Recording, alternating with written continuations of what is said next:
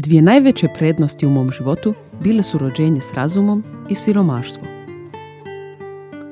Žena koja je istinski zaljubljena gleda u svog muškarca čak i kad je rastom niži od nje. U životu morate stalno birati između iskrenosti i pristojnosti. Sramota je nevidljiv dio ljepote bez kojeg nitko ne može biti zaista lijep. Svijet bi bio mirniji da muškarci posjeduju više ženskih osobina. Što je muškarac nježniji, to je za mene muževniji. Nakon svih ovih godina još uvijek sam u procesu nalaženja sebe. Bolje je istraživati život i činiti greške, nego ići na sigurno. Greške su dio cijene koju plaćamo za ispunjen život. Ništa ne čini ženu ljepšom od uvjerenja da je lijepa. Blagoslovljena sam bila s osjećajem za vlastitu sudbinu. Nikada nisam sebe podcjenjivala. Nikada nisam sebe mjerila prema tuđim standardima. Očekivala sam mnogo od sebe i ako ne uspijem, to je moj neuspjeh prema sebi. Postoji izvor mladosti.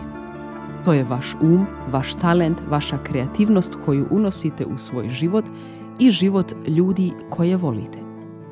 Kada naučite crpiti te izvore, stvarno ste pobjedili starenje. Muška fantazija je najbolje oružje žene. Seksi privlačnost sastoji se pola iz onoga što imate i pola iz onoga što drugi misle da imate. Ljepota je osjećaj u vama samima i odražava se u vašim očima. Ona nije nešto površno. Sve što vidite ovdje dugujem špagetima. Da biste napredovali u zahtjevnom zanimanju, potrebno je imati veliko samopouzdanje u sebe. Zato neki ljudi s prosječnim talentom, ali velikim unutarnjim motivom, dolaze mnogo dalje od ljudi s iznimno nadarenim talentom. Nikada nisam pokušavala potisnuti uspomene na prošlost, čak i ako su neke bolne. Ne razumijem ljude koje se kriju od svoje prošlosti. Sve što prođete doprinosi tome da postanete osoba kakva ste sada.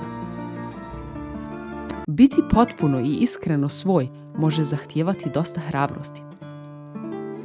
Akcijski filmovi mogu imati loše posljedice, ali što se loše može dogoditi nakon erotskih filmova? Ljudi najviše mogu dobiti više djece. Imala sam mnogo muškaraca, ali uvijek su najbolji bili oni koje sam odbila. Vjerujte mi, djela su ono što se računa. Hrana čini ljude sretnima, dovodi ih kući, izražava mnoge stvari koje riječi ne mogu izreći. Na šminkerskom stolu svaka žena ima priliku biti umjetnica i stvaratelj.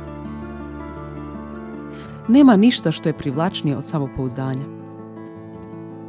Ljepota je davanje svijetu više od onoga što imaš. Biti sretan znači znati kako prepoznati malu stvar kao veliku.